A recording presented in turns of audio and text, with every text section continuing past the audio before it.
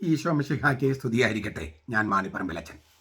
മംഗളവാർത്ത കാലം 1-ാം ഞായർ. ലൂക്കാസിൻ്റെ സുവിശേഷം 1-ാമത്തെ അധ്യായം 5 മുതൽ 25 വരെ തിരുവചനങ്ങളാണ്. അതിൽ 11-ാമത്തെ വചനത്തെക്കുറിച്ചാണ് നമ്മൾ ധ്യാനിക്കുന്നത്. ഈ തിരുവചനത്തിന് കഴിഞ്ഞ വർഷവും കഴിഞ്ഞതിന് മുമ്പിലത്തെ വർഷമൊക്കെ ഈ തിരുവചന പാഠത്തിൻ്റെ മറ്റ് ചില കാര്യങ്ങളൊക്കെ അവതരിപ്പിച്ചിട്ടുണ്ട്. അപ്പോൾ നിങ്ങളൊന്ന് പുറകോട്ട് പോയി കഴിഞ്ഞാൽ നമ്മുടെ ഈ ചാനലിൽ പുറകോട്ട് പോയിട്ട് മംഗളവാർത്തക്കാലം 1-ാം ഞായർ നോക്കിയാൽ കഴിഞ്ഞ വർഷവും കഴിഞ്ഞതിന് മുമ്പിലത്തെ വർഷവും ഇതേക്കുറിച്ചുള്ള പല കാര്യങ്ങളും അവതരിപ്പിച്ചിട്ടുണ്ട്. അപ്പോൾ നിങ്ങൾക്കത് കാണാൻ അല്ലെങ്കിൽ കേൾക്കാൻ താല്പര്യമുണ്ടെങ്കിൽ പുറകോട്ട് പോവുക. ഇന്ന് ഞാൻ പല കാര്യങ്ങളും അവതരിപ്പിച്ചിട്ടുള്ളത് കൊണ്ടാണ് നമ്മൾ അതിലേക്ക് പോകാതെ അവിടെ അവതരിപ്പിക്കാത്തൊരു കാര്യം നമ്മളിപ്പോൾ പറയുന്നത്. 1:11 ലൂക്കാസ് 1:11. അപ്പോൾ കർത്താവിൻ്റെ മാലാഖ ധൂപപീഠത്തിൻ്റെ വലത്ത് ഭാഗത്ത് നിൽക്കുന്നവനായി അവന് പ്രത്യക്ഷപ്പെട്ടു. കർത്താവിൻ്റെ മാലാഖ, ആ വാക്കാണ് നമ്മൾ ഇപ്പോൾ ധ്യാനിക്കുന്നത്. അങ്കേലോസ് ക്യൂരിയു എന്നാണ് കർത്താവിൻ്റെ മാലാഖ. അങ്കേലോസ് ക്യൂരിയു എന്നാണ് ഗ്രീക്കിൽ. ആരാണ് ഈ കർത്താവിൻ്റെ മാലാഖ എന്ന് 1:19 വെളിപ്പെടുത്തിയിട്ടുണ്ട്. ഗബ്രിയേൽ മാലാഖയാണ്. 1:10 ലൂക്കാസ് 1:19 പറഞ്ഞിട്ടുണ്ട്, ഞാൻ ഗബ്രിയേലാണ്. 7 മുഖ്യ മാലാഖമാരിൽ ഒരാളാണ് ഈ ഗബ്രിയേൽ. തോബത്ത് 12:15, വെളിപാട് 8:2 ഈ 7 മുഖ്യ മാലാഖമാരുണ്ട്, പ്രധാന മാലാഖമാരുണ്ട് എന്ന് പറഞ്ഞിട്ടുണ്ട്. അവരിൽ ഒരാളാണ് ഗബ്രിയേൽ.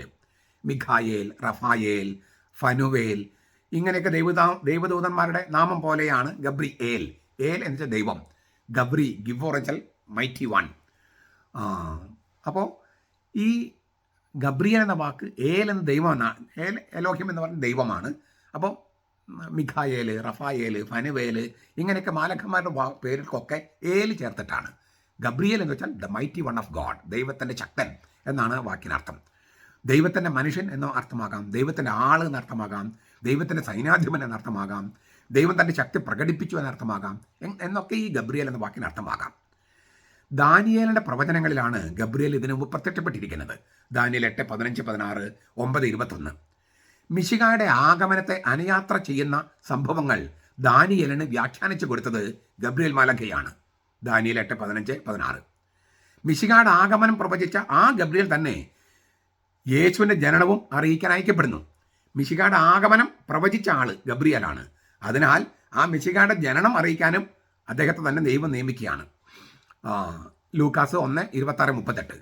അതേ ഗബ്രിയേൽ തന്നെയാണ് സ്നാപിയാനുടെ ജനനം വാർത്ത അറിയിക്കാനും അയക്കപ്പെടുന്നത്. അപ്പോൾ നസറത്തിലെ യേശുവാണ് വാഗ്ദാനം ചെയ്യപ്പെട്ട മിശിഹ എന്ന് വെളിപ്പെടുത്തുകയാണ് ഒരു ലക്ഷ്യം. ആ മിശിഹായ്ക്ക് മുൻപേ വന്നവനായിട്ട് സ്നാപയോഹനെ അവതരിപ്പിക്കുകയാണ് രണ്ടാമത്തെ ലക്ഷ്യം. ബൈബിളിൻ്റെ പ്രവചനത്തിൻ്റെ തുടക്കത്തിലും ഒടുക്കത്തിലും പഴയ നിയമത്തിലും പുതിയ നിയമത്തിലും ഗബ്രിയേൽ നിൽക്കുകയും ചെയ്യുന്നു എന്ന ഒരു സൂചനയും അത് നൽകുന്നുണ്ട്. അതായത് ബൈബിൾ പ്രവചനങ്ങളുടെ തുടക്കത്തിലും ഒടുക്കത്തിലും, മിശിഹായെക്കുറിച്ചുള്ള പ്രവചനങ്ങളുടെ തുടക്കത്തിലും പഴയ നിയമത്തിലും ഒടുക്കത്തിലും പുതിയ നിയമത്തിലും ഗബ്രിയേൽ നിൽക്കുന്നു എന്ന ഒരു ചിന്ത കൈമാറുകയും ചെയ്യുന്നുണ്ട്. അപ്രാമാണിക ഗ്രന്ഥമായ ഏനോക്കിൻ്റെ ഗ്രന്ഥം അതിൽ 42 നമ്മൾ ഇങ്ങനെ വായിക്കുന്നു. സ്വർഗത്തിൽ താഴേക്ക് നോക്കുന്ന 4 ദിവ്യ സാന്നിധ്യങ്ങളിൽ ഒന്നാണ് ഗബ്രിയേൽ. എല്ലാ ശക്തികൾക്കും ഉപരിയായ വിശുദ്ധ മാലാഖയായി അവൻ പറുദീസയ്ക്ക് മുകളിൽ സ്ഥാപിക്കപ്പെട്ടിരിക്കുന്നു. ശ്രാപ്പന്മാരുടെ മേലും ക്രോവന്മാരുടെ മേലും അധികാരമുള്ള അവന് ദുഷ്ടരെ നശിപ്പിക്കാനുള്ള ശക്തിയുണ്ട്. ഏനോക്കിൻ്റെ പുസ്തകം 40:2, 20:7, 9:10, 54:6 ഈ അതിൻ്റെ ഒരു സങ്കരമാണ് ഞാൻ ഇപ്പോൾ പറഞ്ഞത്. സന്ധ്യാപൂജയിലെ പ്രാർത്ഥന സമയത്താണ് ഗബ്രിയേൽ മാലാഖ ദാനിയേൽ പ്രവാചകന് ദർശനമരളിയത്. സന്ധ്യാസമയത്തെ ധൂപാർപ്പണ സമയത്താണ് സക്കറിയാസിന് ഗബ്രിയേൽ മാലാഖ പ്രത്യക്ഷപ്പെടുന്നത്. ജനം മുഴുവൻ പുറത്ത് പ്രാർത്ഥിച്ചുകൊണ്ടിരിക്കുമ്പോൾ ഇല്ലേ എന്ന് പറഞ്ഞിട്ടാണ് ഈ ധൂപാർപ്പണ സമയത്ത് ഗബ്രിയേൽ മാലാഖ സക്കറിയാസിന് പ്രത്യക്ഷപ്പെട്ടു എന്നാണ് ലൂക്ക എഴുതുന്നത്. അപ്പോൾ ദാനിയേലിൻ്റെ ചരിത്ര ദർശനം ലൂക്കാ സ്ലീഹായെ സ്വാധീനിക്കുന്നു. വർഷങ്ങളുടെ 70 ആഴ്ചകളെക്കുറിച്ച് ഒരു അധ്യായം തന്നെ ദാനിയേലിൻ്റെ ഗ്രന്ഥത്തിലുണ്ട്. ദാനിയേൽ 9. ശാശ്വത നീതി നടപ്പാക്കുന്നതിനും ദർശനത്തിനും പ്രവചനത്തിനും മുദ്ര വയ്ക്കുന്നതിനും അതിവിശുദ്ധ സ്ഥലത്ത് അഭിഷേകം ചെയ്യുന്നതിനുമാണ് വർഷങ്ങളുടെ 70 ആഴ്ചകളുടെ അന്ത്യം കൊണ്ട് അർത്ഥമാക്കുന്നത്. ദാനിയേൽ 9:24.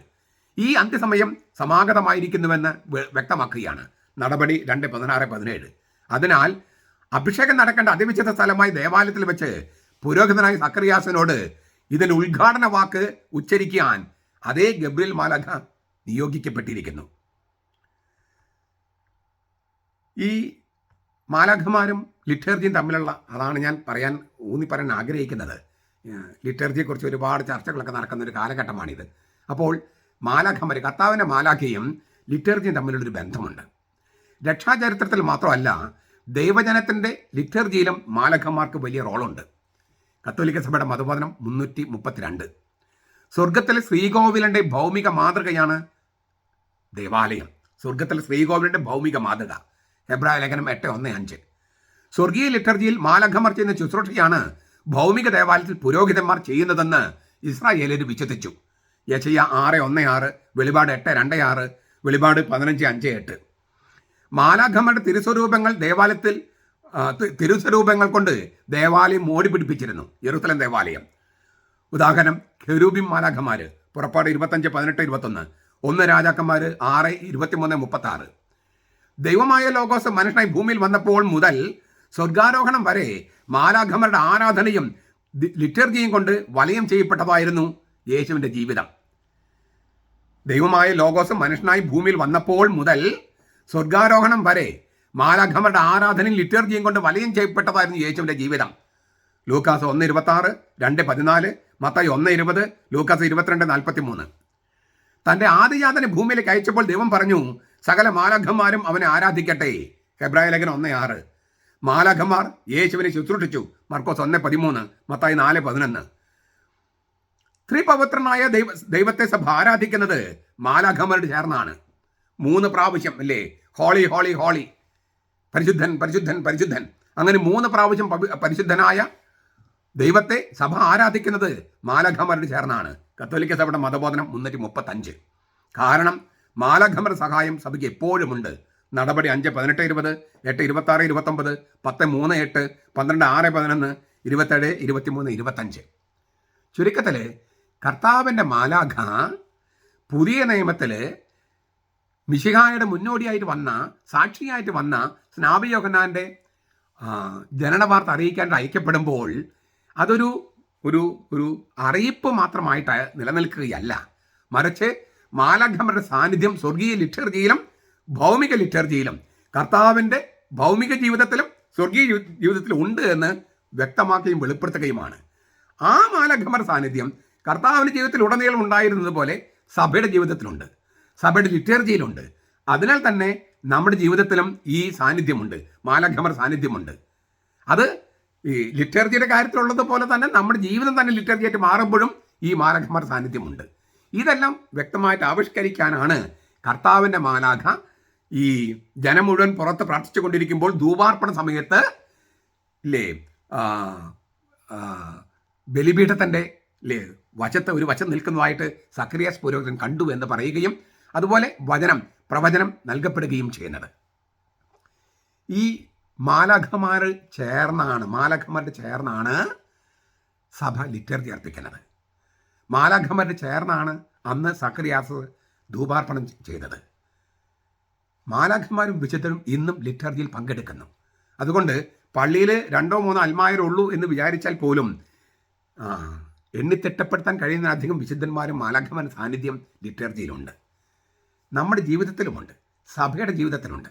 എപ്പോഴും സഭയ്ക്ക് അതിൻ്റെ ഈ മാലാഖമാരുടെ സാന്നിധ്യമുണ്ട്. നമ്മുടെ ജീവിതം തന്നെ പരിശോധിച്ച് നോക്കുക. പലപ്പോഴും എൻ്റെ ജീവിതത്തിൽ അനേകം തെളിവുകൾ പറയാനായിട്ട് എനിക്കുണ്ട്, അനേകം തെളിവുകൾ. ഓരോ സന്ദർഭത്തിലും നമുക്ക് ചുറ്റും മാലാഖമാരെ കർത്താവ് ഇങ്ങനെ നിയമിച്ചിരിക്കുന്നത് കാണാൻ പറ്റും.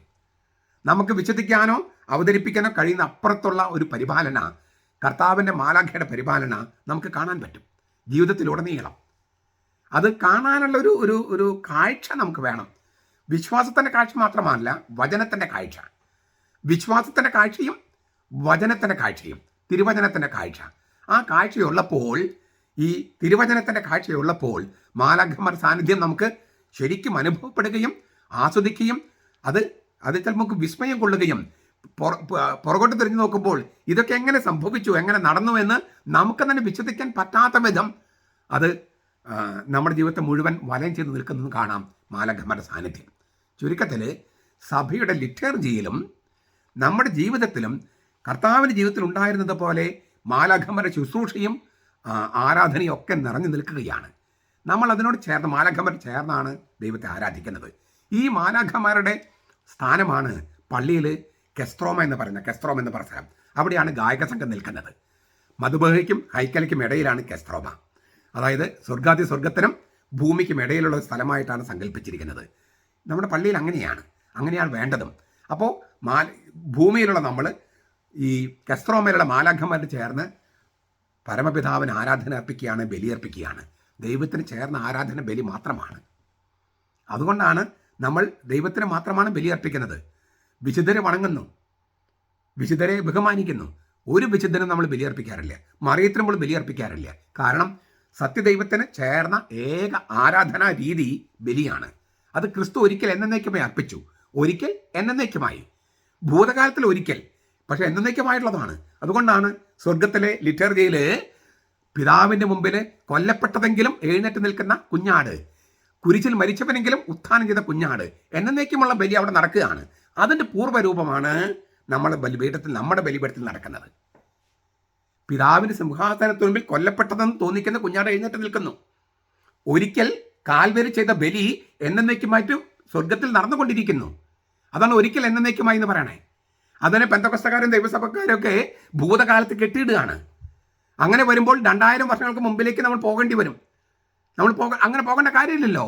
എന്നേക്കുമായിട്ടുള്ളതാണ്. സ്വർഗത്തിലത് എന്നേക്കുമായി നടന്നുകൊണ്ടിരിക്കുകയാണ് ഇപ്പോൾ. അതാണ് നമ്മൾ ഈ ബലിപീഠം നമ്മുടെ പള്ളികളിൽ സംഭവിക്കുന്നത്. അതുകൊണ്ട് പുതിയ നിയമസഭയ്ക്ക് ഈ ബലിയില്ല എന്നും പറഞ്ഞ് നടക്കുന്ന പെന്തക്കോസ്തക്കാർക്ക് ഈ എന്താണ് ബലിയെന്ന് അറിയില്ല. ഒരിക്കൽ എന്ന വാക്കിൻ്റെയും എന്നേക്കുമായി എന്ന വാക്കിൻ്റെയും അർത്ഥമൊന്നും അറിയില്ല. അല്ലെങ്കിൽ അവർ തെറ്റിദ്ധരിക്കുന്നു. നമ്മൾ അവരുടെ ഇപ്പോൾ പെന്തക്കോസ്തക്കാർ നമ്മളോട് സംസാരിക്കാൻ വരുന്നില്ലെന്നാണ് എൻ്റെ കുറേ സുഹൃത്തുക്കൾ പറഞ്ഞത്. കാരണം നമ്മൾ ചോദിക്കുന്ന ചോദ്യങ്ങൾക്കൊന്നും അവരിൽ ഉത്തരവില്ല. പണ്ട് നമുക്ക് ബൈബിൾ അറിയാതിരുന്ന കാലത്ത് നമ്മുടെ വീടുകളിൽ കയറി അവർ കുറേ പേര് പിടിച്ചുകൊണ്ട് പോയി. ഇപ്പോൾ പോയവർക്ക് തന്നെ അബദ്ധമായി. കാരണം അവർ തിരിച്ചു വരാൻ ആഗ്രഹിക്കുകയാണ്. ഞാൻ ആരെയും കുറ്റപ്പെടുത്താൻ വേണ്ടി പറയല്ല. ഒരിക്കൽ എന്നേക്കുമായി നടക്കുന്ന ആ ബലി ഇവിടെ നമ്മൾ ഈ ഭൂമിയിൽ അത് അനുഷ്ഠിക്കുമ്പോൾ, ആഘോഷിക്കുമ്പോൾ മാലാഖമാർ സാന്നിധ്യം ഉണ്ട് എന്ന് കാണിക്കാനും ആ മാലാഖമാർ സാന്നിധ്യത്തെ മൂർത്തമാക്കുന്നതാണ്, മെറ്റീരിയൽ സാക്ഷാത്കരിക്കുന്നതാണ് ഈ കൊയറ് ഗായക സംഘത്തിൻ്റെ ലക്ഷ്യമെന്നും, അതുകൊണ്ട് തന്നെ ലിറ്റർജിയിൽ സഭ നിശ്ചയിച്ച പാട്ടുകളെ പാടാവൂ, കുറേ നല്ല പാട്ടുകൾ പാടുക എന്നുള്ളതല്ല കാര്യം. സഭയുടെ ലിറ്റർജിയിൽ മാലാഖമാരുടെ റോളാണ് ഗായക സംഘം ചെയ്തത് എന്നുള്ളതാണ്. അതുകൊണ്ട് സഭ പറയുന്ന പോലെ ചെയ്യണമെന്ന് പറയുന്നതിന് കാരണമൊക്കെ ഇതാണ്. ഇതൊക്കെ പറയുമ്പോഴും നമ്മുടെ സർഗാത്മകതയ്ക്ക്, ക്രിയേറ്റിവിറ്റിക്ക് സ്ഥാനമില്ലേ? തീർച്ചയായിട്ടും ഉണ്ട്. അതൊന്നും ഇല്ലെന്ന് പറഞ്ഞില്ല. പക്ഷെ സഭ അംഗീകരിച്ച് വേണം അതൊക്കെ ലിറ്റർജിയിൽ ഉപയോഗിക്കപ്പെടാൻ. അങ്ങനെ ചെയ്യണമെങ്കിൽ നമുക്ക് കുറച്ച് വിനയം വേണം, എളിമ വേണം. സർഗാത്മകതയുണ്ടെന്ന് വിചാരിച്ചിട്ട് അഹങ്കാരികളാകാൻ പാടില്ല. സഭയോട് ചേർന്നാണ് ഈ കാര്യങ്ങളൊക്കെ ചെയ്യേണ്ടത്. അങ്ങനെയാണ് ബൈബിൾ വെളിപ്പെടുത്തിയിരിക്കുന്നത്. അതുകൊണ്ടാണ് നമ്മൾ അത് വേണമെന്ന് പറയുന്നത്. ബൈബിൾ നമുക്കൊരു നോർമറ്റീവാണ്.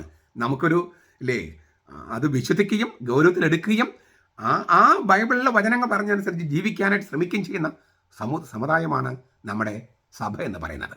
ചുരുക്കത്തിൽ കർത്താവിൻ്റെ മാലാഖമക്ക് ലിറ്റർജിയിലെ പ്രാധാന്യം, അതെല്ലാം വളരെ ഗൗരവത്തോടെ ചിന്തിക്കാൻ മംഗളവാർത്ത കാലത്തിൻ്റെ ആദ്യത്തെ ഞായറാഴ്ച നമ്മെ സഹായിക്കട്ടെ, നമ്മളെ പ്രേരിപ്പിക്കട്ടെ. കർത്താവിൻ്റെ മാലാഖമാർ നമ്മുടെ കൂടെ ഉണ്ടാകട്ടെ. നമ്മുടെ കർത്താവ് ഈശോ മിശിഹായുടെ കൃപയും പിതാവായ ദൈവത്തിൻ്റെ സ്നേഹവും പരിശുദ്ധാത്മാവിൻ്റെ സഹവാസവും നാം എല്ലാവരോടും കൂടി ഉണ്ടായിരിക്കട്ടെ, ഇപ്പോഴും എപ്പോഴും എന്നേക്കും. ആമേൻ.